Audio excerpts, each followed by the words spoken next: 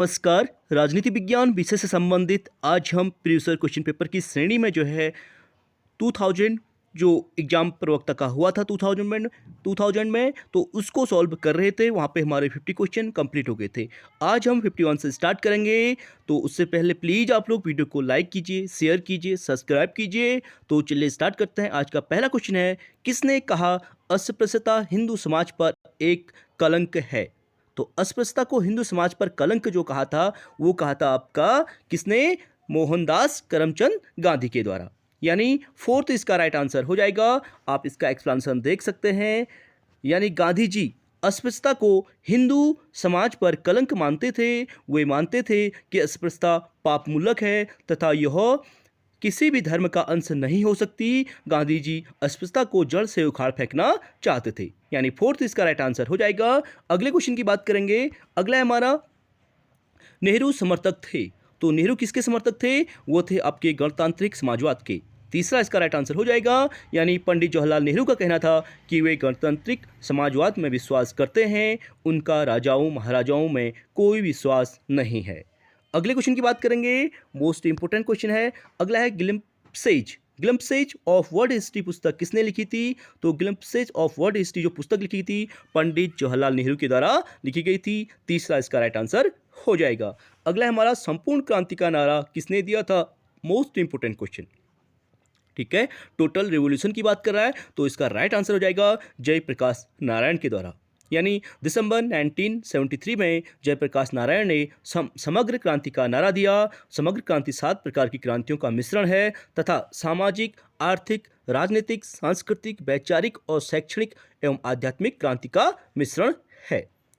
अगले क्वेश्चन की बात करेंगे। अगला है, 1932 में पूना समझौता से कौन लोग संबंधित थे? तो पूना समझौता जो हुआ था 1932 में, उसका संबंध है महात्मा गांधी और डॉक्टर BR अम्बेडकर। ए इसका राइट आंसर हो जाएगा। अगले क्वेश्चन की बात करेंगे। अगला है, गांधी जी ने 1930 से 32 के मध्य हुए गोलमेज सम्मेलन में किस में भाग लिया था? तो तीनों गोलमेज सम्मेलनों में गांधी जी ने सिर्फ द्वितीय गोलमेज सम्मेलन में भाग लिया था, सेकेंड राउंड टेबल कॉन्फ्रेंस में। यानी द्वितीय इसका राइट आंसर हो जाएगा। महात्मा गांधी द्वितीय गोलमेज सम्मेलन यानी में राजपूताना जहाज से लंदन गए थे। एक क्वेश्चन भी पूछा गया है कि कौन से जहाज से गांधी जी गोलमेज सम्मेलन में भाग लेना गए थे? तो वो था राजपूताना जहाज। लेकिन वहां से वे खाली हाथ आए थे। यानी कॉन्फ्रेंस में जो उनके मुद्दे थे वो पार्टिसिपेट सम्मिलित नहीं किए गए, इसलिए खाली हाथ आए थे। अगला क्वेश्चन है हमारा, नीचे दी गई कूट की सहायता से लॉक के सामाजिक अनुबंध का सही क्रम चुनिए। तो जॉन लॉक के सामाजिक अनुबंध का सही क्रम में लगाने की बात कर रहा है तो इसका डी राइट आंसर हो जाएगा। दूसरा राइट आंसर हो जाएगा। यानी दूसरा में सबसे पहले आ जाएगा आपका प्राकृतिक अवस्था, उसके बाद आपका आ जाएगा प्राकृतिक अवस्था के बाद आपका आ जाएगा सामाजिक अनुबंध, सामाजिक अनुबंध के बाद आ जाएगा आपका नागरिक समाज और नागरिक समाज के बाद आ जाएगा आपका सरकार। आप देख सकते हैं लॉक ने अपने विचारों में सबसे पहले प्राकृतिक अवस्था का वर्णन किया है, जिनमें कुछ असुविधाएं थी। इनको दूर करने के लिए सामाजिक अनुबंध हुआ लोगों के बीच, और यह अनुबंध 2 प्रकार का हुआ। एक के द्वारा नागरिक समाज की स्थापना हुई और दूसरे के द्वारा सरकार की स्थापना हुई थी। मोस्ट इंपोर्टेंट क्वेश्चन है, बहुत बार पूछा गया है। अगला क्वेश्चन हमारा, भारतीय न्याय प्रणाली आधारित है। तो भारतीय न्याय प्रणाली का संबंध हो जाएगा आपके अमेरिका की प्रणाली पर। दूसरा इसका राइट आंसर हो जाएगा। अगला क्वेश्चन है, किस देश की न्यायपालिका स्वतंत्र नहीं है? तो न्यायपालिका स्वतंत्र कौन से देश की नहीं है? तो रूस की, ठीक है, रसिया। यानी सी इसका राइट आंसर हो जाएगा। आप देख सकते हैं सोवियत संघ में न्यायाधीश साम्यवादी दल एवं उसकी विचारधारा के साथ बंधे हुए थे, अतः उसे स्वतंत्र नहीं कहा जा सकता है। विश्व के प्रमुख संविधान पुखराज जैन की बुक से क्वेश्चन है।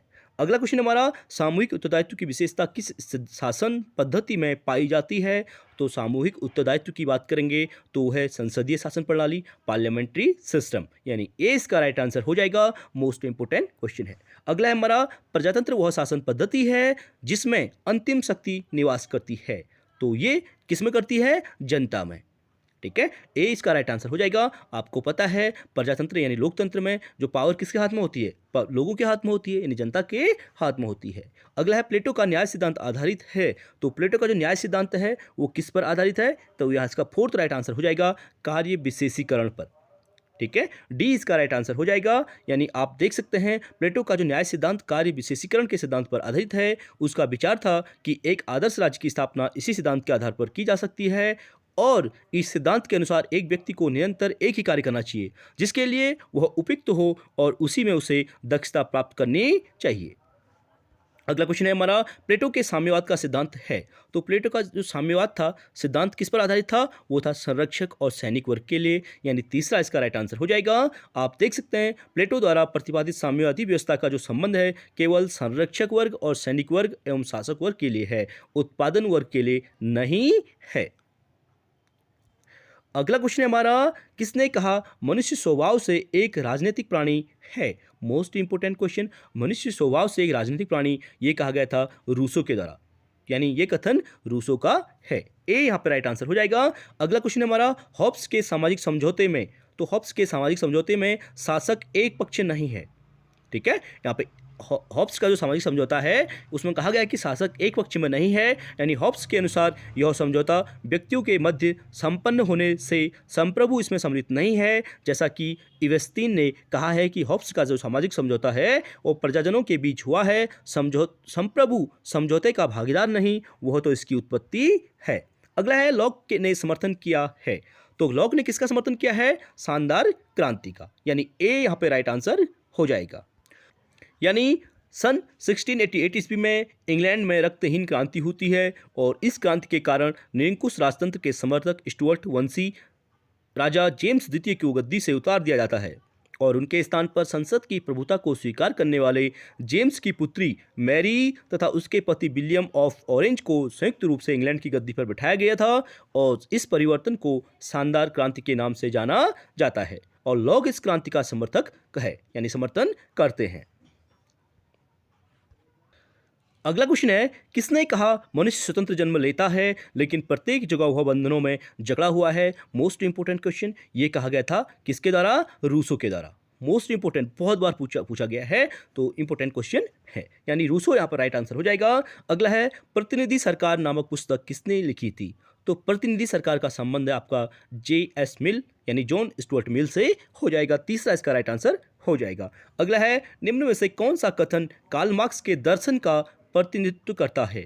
तो कार्ल मार्क्स के दर्शन का जो प्रतिनिधित्व करता है वह है आपका राज्य शोषण का एक साधन है, ये कार्ल मार्क्स का कहना है, यानी तीसरा इसका राइट आंसर हो जाएगा। मार्क्स के अनुसार राज्य एक वर्ग पर दूसरे वर्ग के हाथों क्या है, शोषण का एक साधन होता है, यानी उच्च वर्ग के लोग निम्न वर्ग के लोगों का क्या करते हैं, शोषण करते हैं, ये कार्ल मार्क्स का मानना था। अगला है, किसने कहा सर्वहारा की तानाशाही मार्क्स के सिद्धांत का सार है। तो सर्वहारा की तानाशाही जो मार्क्स के सिद्धांत का सार है ये कहा था लेनिन के द्वारा, यानी दूसरा इसका राइट आंसर हो जाएगा लेनिन। अगले क्वेश्चन की बात करेंगे, किसने कहा आदमी के लिए युद्ध वही है जो औरत के लिए मातृत्व है। मोस्ट इंपोर्टेंट क्वेश्चन, ये कहा गया था मुसोलिनी, इटली की जो तानाशाह थी मुसोलिनी के द्वारा कहा गया था, यानी फांसीवाद के समर्थक मुसोलिनी ने कहा था कि मनुष्य के लिए युद्ध वही महत्व है जो स्त्री के लिए मातृत्व का होता है। अगला क्वेश्चन हमारा आदर्शवाद है। भाई आदर्शवाद जो है राज्य का समर्थक है, ठीक है, कुछ विरोधी होते हैं लेकिन आदर्शवाद आइडियलिज्म जो है ये स्टेट को क्या करता है, समर्थन करता है। तो ए इसका राइट आंसर हो जाएगा।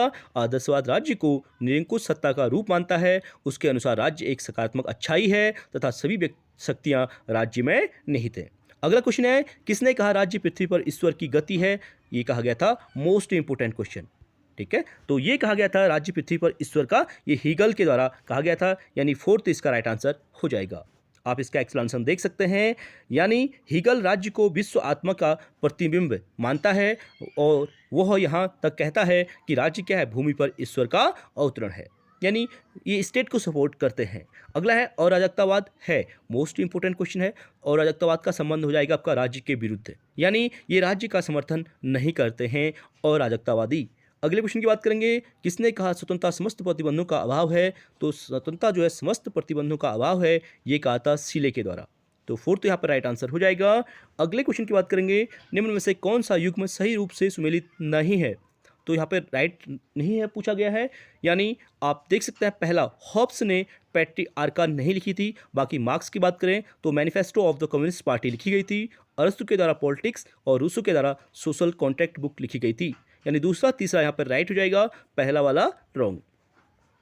अगले क्वेश्चन की बात करेंगे, सत्ता के 3 सर्वांगपूर्ण प्रकार की अवधारणा के प्रतिपादन किसने किया था? तो वो किया गया था यहाँ पे मैक्स वेबर के द्वारा। तीसरा इसका राइट आंसर हो जाएगा। मैक्स वेबर सत्ता के 3 प्रकार मानते हैं, मोस्ट इंपोर्टेंट, बहुत बार पूछा गया है, यानी वैधानिक सत्ता, परंपरागत सत्ता और करिश्माई सत्ता। ये 3 प्रकार की सत्ताओं का उल्लेख मैक्स वेबर के द्वारा किया गया था। अगला है, आधुनिक समय में अनेक कारणों में व्यवस्थापिका की तुलना में कार्यपालिका को अधिक महत्व प्राप्त हुआ है और निम्नलिखित में से सही कारणों का चयन कीजिए। तो 78 का राइट आंसर हो जाएगा आपका थर्ड, यानी सबसे पहले आपका आ जाएगा प्रदत्त विधान की अवधारणा, उसके बाद शासन के क्षेत्र में विशिष्ट ज्ञान की अवधारणा, और उसके बाद अब आपका आएगा प्रशासन की बढ़ती जटिलताएं, यानी तीसरा इसका राइट आंसर हो जाएगा। अगला क्वेश्चन है, स्वतंत्रता का अर्थ बंधनों का अभाव है, यह कथन संबंधित है। तो स्वतंत्रता का जो अर्थ है वो बंधनों का अभाव जो कहा था वो थॉमस हॉब्स के द्वारा, यानी सेकेंड इसका राइट आंसर हो जाएगा। अगले क्वेश्चन की बात करेंगे, किसने कहा प्रजातंत्र एक ऐसा शासन है जिसमें प्रत्येक व्यक्ति की हिस्सेदारी होती है, यानी हर व्यक्ति जो है इसमें पार्टिसिपेट करता है, ये कहा गया था सीले के द्वारा। यहाँ पे सी इसका राइट आंसर हो जाएगा।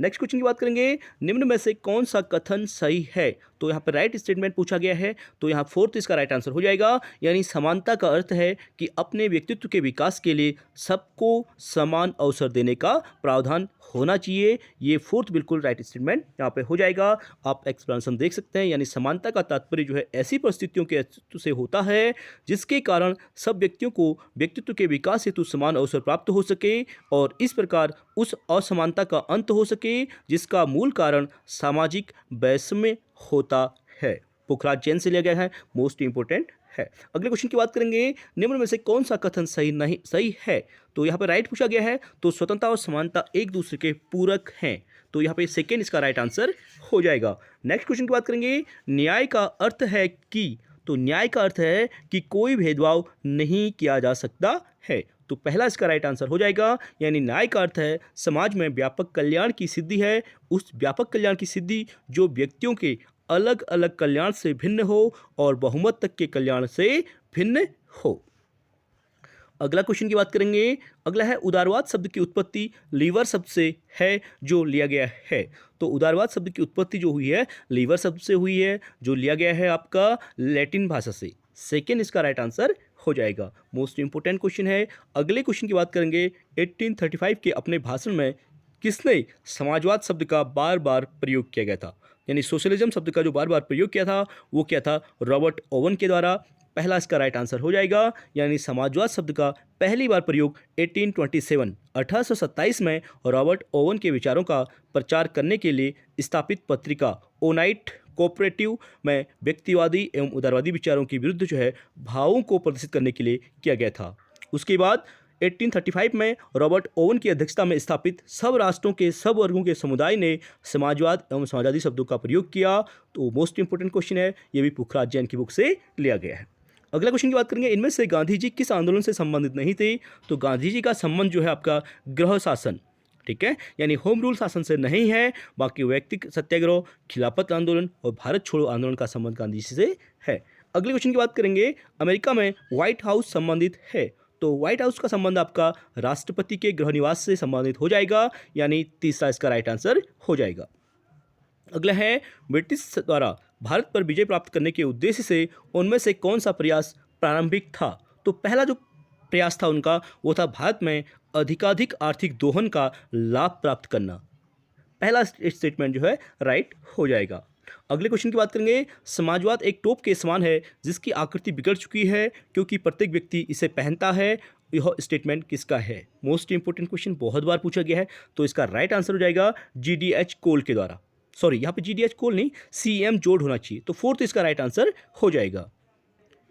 यानी समाजवाद की अनिश्चितता के कारण ही प्रोफेसर CEM जोड़ ने कहा कि संक्षेप में समाजवाद एक ऐसे टोप की तरह है जिसकी आकृति भंग हो गई है क्योंकि प्रत्येक व्यक्ति इसे धारण करने का प्रयत्न किया है। Most important question, repeated question है, तो नोट डाउन कर सकते हैं। अगला है, कम्युनिस्ट मैनिफेस्टो लिखा गया था। तो कम्युनिस्ट मैनिफेस्टो जो बुक है वो लिखी गई थी कार्ल मार्क्स के द्वारा। मोस्ट इंपोर्टेंट बुक है, यानी 1848 में कार्ल मार्क्स और एंजल्स ने कम्युनिस्ट मैनिफेस्टो की रचना की थी, जिससे साम्यवादियों का धर्म ग्रंथ कहा जा सकता है। ये क्वेश्चन इस बार नेट के एग्जाम में भी पूछा गया था। इंपॉर्टेंट क्वेश्चन है, पोखराज जैन की बुक से लिया गया है। अगला हमारा, किसने कहा राजनीति शास्त्र का राज्य से प्रारंभ और राज्य के साथ ही अंत होता है। इंपॉर्टेंट कोटेशन है, तो ये कहा गया था गार्नर के द्वारा। राजनीति शास्त्र का राज्य से प्रारंभ और राज्य के साथ ही अंत है, यानी राज्य को सपोर्ट करते हैं गार्नर। तो तीसरा इसका राइट आंसर हो जाएगा। अगले क्वेश्चन की बात करेंगे, किसने कहा अधिकार विवेक पर आधारित वह मांग है जिसे समाज मान्यता देता है और राज्य के द्वारा लागू किया जाता है। तो ये कहा गया था बोसांके के द्वारा। दूसरा यहाँ पर राइट हो जाएगा। बोसांके ने अधिकार की परिभाषा देते हुए लिखा है कि अधिकार क्या होता है, वह मांग है जिसे समाज स्वीकार करता है और राज्य क्या करता है, उसे लागू करता है। अगले क्वेश्चन की बात करेंगे, किसने कहा था हस्तचालित मशीन से निर्मित वस्तुओं में सामंतवादी समाज और वाष्पचलित मशीन से निर्मित वस्तुओं में पूंजीवादी समाज निर्मित होता है। तो ये कहा था कार्ल मार्क्स के द्वारा। ठीक है, पूंजीवादी समाज के घोर विरोधक यानी कार्ल मार्क्स, यहाँ भी सेकंड इसका राइट आंसर हो जाएगा। अगला है, किसने कहा इतिहास का राजनीति विज्ञान के बिना फल नहीं तथा राजनीति विज्ञान का इतिहास के बिना जड़ नहीं। तो ये कहा गया था सिले के द्वारा। तीसरा यहाँ पर राइट स्टेटमेंट हो जाएगा। अगले क्वेश्चन की बात करेंगे, किसने कहा राज्य का आधार शक्ति नहीं इच्छा है। तो राज्य का आधार शक्ति नहीं इच्छा है, ये कहा था टी.एच. ग्रीन, स्वतंत्रता के समर्थक, आदर्शवादी विचारक। यहाँ पे तीसरा इसका राइट आंसर हो जाएगा। अगला है, सामाजिक समझौता सिद्धांत वर्णन करता है। तो सामाजिक समझौता सिद्धांत जो वर्णन करता है वो राज्य की उत्पत्ति का करता है।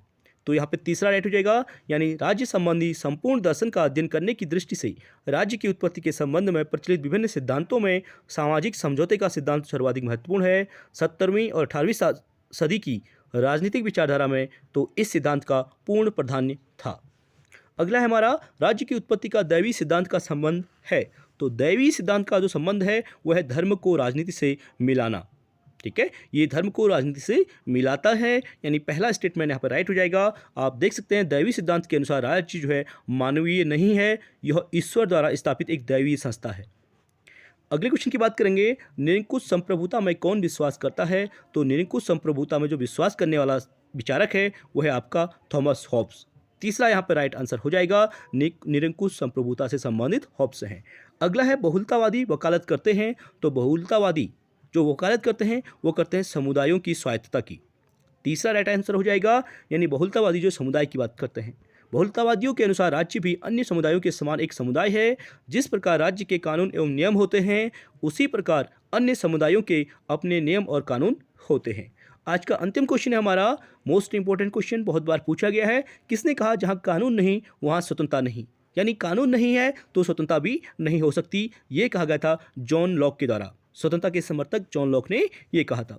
तो चलिए फ्रेंड्स, आज के लिए इतना ही। आई होप वीडियो पसंद आई हुई। प्लीज़ वीडियो को लाइक शेयर और सब्सक्राइब जरूर कीजिए। बाकी नेक्स्ट क्लास में करेंगे। Thank you so much.